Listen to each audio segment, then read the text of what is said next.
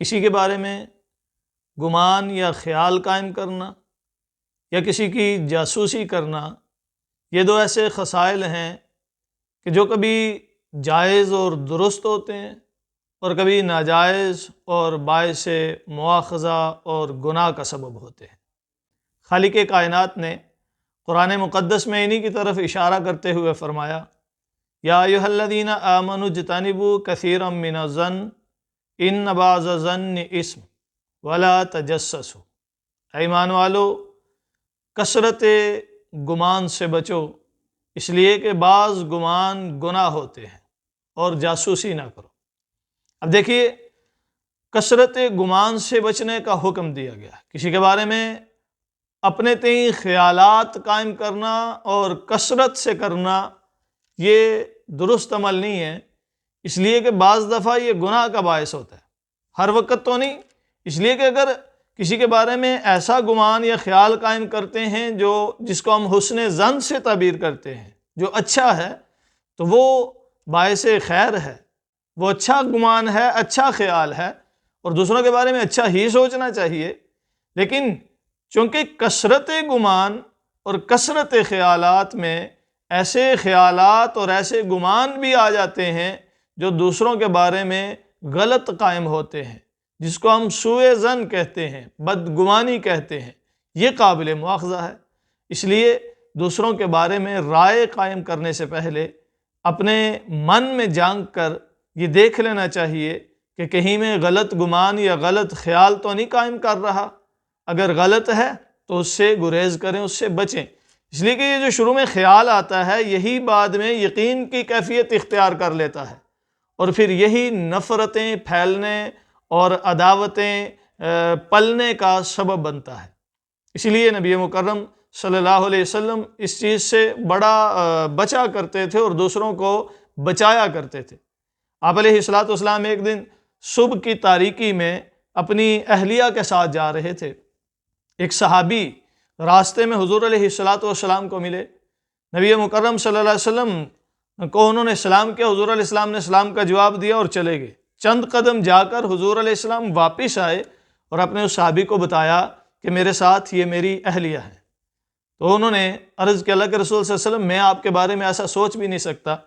تو اللہ کے رسول صلی اللہ علیہ وسلم نے فرمایا، تم نہیں سوچ سکتے لیکن شیطان وسوسے ڈال سکتا ہے۔ الذی یوسوس فی صدور الناس، کہ اس کو یہ طاقت حاصل ہے کہ وہ لوگوں کے دلوں میں گھس کر کے وسوسے پیدا کرتا ہے۔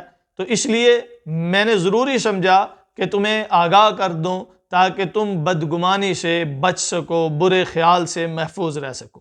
تو نبی علیہ السلام کا یہ عمل ہمیں یہ بتا رہا ہے کہ ہم بدگمانی سے بچیں اور دوسروں کو ایسا موقع بھی نہ دیں جو بدگمانی کا سبب ہو۔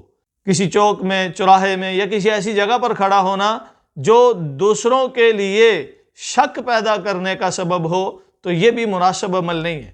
دوسروں کے بارے میں بدگمانی پالنی بھی نہیں چاہیے، لیکن ایسا کام بھی نہیں کرنا چاہیے جو دوسروں کی بدگمانی کا سبب بن سکتا ہو، دوسروں کو برے خیال پالنے کا موقع دے رہا ہو۔ اسی طرح فرمایا، وَلَا تَجَسَّسُوا، بدگمانی بھی نہ کرو، کثرت خیالات سے بھی گریز کرو، اس لیے کہ کثرت خیالات میں یقیناً بدگمانیاں آ جاتی ہیں۔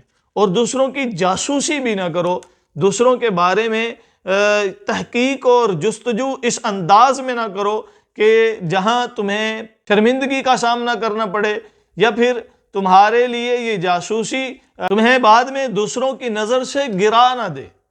اس لیے جاسوسی سے گریز کرنا چاہیے، لیکن ہمیشہ جاسوسی کی ممانعت نہیں ہے، بلکہ کسی موقع پر جاسوسی کی اجازت ہے۔ جیسے والدین کو اپنی اولاد کی جاسوسی کرنی چاہیے کہ ان کی ذمہ داری ہے اولاد کی تربیت کریں، جہاں خامیاں ہیں، جہاں غلطیاں ہیں وہ دور کریں۔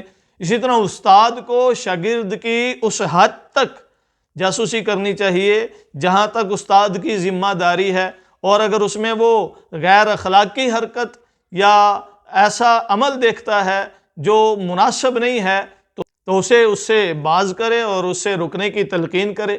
تو جاسوسی کی اجازت ہے، لیکن وہیں جہاں جاسوسی کرنے کا مقصد نیک ہو، جہاں جاسوسی کرنے کا اختیار ہو، کوئی دوست اپنے دوست کی جاسوسی کرے، نہ یہاں اختیار ہے اور نہ ہی یہاں کوئی خیر کا مقصد ہو سکتا ہے، یا محلے والے ایک دوسرے کی ٹو میں رہیں یا خاندان والے ایک دوسرے کی ٹو میں رہیں، تو اس سے منع فرمایا گیا وَلَا تَجَسَّسُوا، اس لیے کہ نہ یہاں تمہاری ذمہ داری ہے اور نہ یہاں تمہارا کوئی نیک مقصد ہو سکتا ہے۔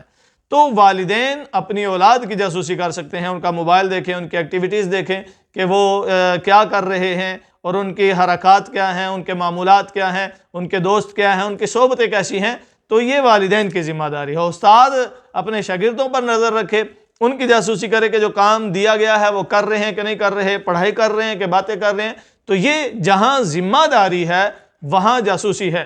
یا ہمارے جو جاسوسی کے محکمے ہیں وہ اپنی ذمہ داریاں اور اپنے فرائض ادا کرتے ہوئے ملک، وطن اور قوم کے تحفظ کے لیے جاسوسی کرتے ہیں، تو یہاں جاسوسی درست ہے۔ اور یہ جاسوسی نبی علیہ السلام اپنے اصحاب سے بھی کروایا کرتے تھے، جیسے کہ خندق کے موقع پر حضور نبی مکرم صلی اللہ علیہ وسلم نے اپنے ایک صحابی کو مشرکین کے لشکر میں بھیجا تھا جاسوسی کرنے کے لیے، اور مسلمانوں کی افواج میں یہ عمل رہا ہے، جاسوسی کرواتے رہے ہیں، کرتے رہے ہیں، لیکن جہاں جاسوسی کرنے کا اختیار ہے وہیں پر، جہاں اختیار نہیں ہے، جہاں کوئی مقصد نہیں ہے، وہاں جاسوسی کی اجازت نہیں ہے، اور اسے منع فرمایا گیا وَلَا تَجَسَّسُوا، کہ لوگوں کی ٹو میں نہ رہا کرو، لوگوں کی جاسوسی نہ کیا کرو۔ تو دو چیزوں کو، دو خصلتوں کو، دو عادتوں کو ہم نے اپنے قابو میں کرنا ہے۔ ایک کہ ہم دوسروں کے بارے میں خیالات نہ پالیں، بلکہ کثرت گمان سے بچیں، کثرت خیالات سے بچیں، اور بڑے محدود حد تک خیالات یا گمان کو اپنے دل میں آنے دیں، اور وہ بھی وہ ہوں جو دوسروں کے بارے میں اچھائی پر مبنی ہوں۔ اور اسی طرح دوسروں کی جاسوسی نہ کریں، جہاں ہماری ذمہ داری ہے وہاں جاسوسی کریں، جہاں ذمہ داری نہیں ہے وہاں جاسوسی کر کے اپنے آپ کو گرائیں نہ، اپنے آپ کو شرمندگی کا سامنا نہ کروائیں، اپنے آپ کو دوسروں کی نظروں میں نہ گرائیں۔ تو ان دو اضاف کو اپنا لیجئے، انشاءاللہ آپ کے اور آپ کے متعلقین کے لیے بھی فائدہ مند ہوں گی۔ اللہ تعالیٰ سمجھنے کی توفیق بخش۔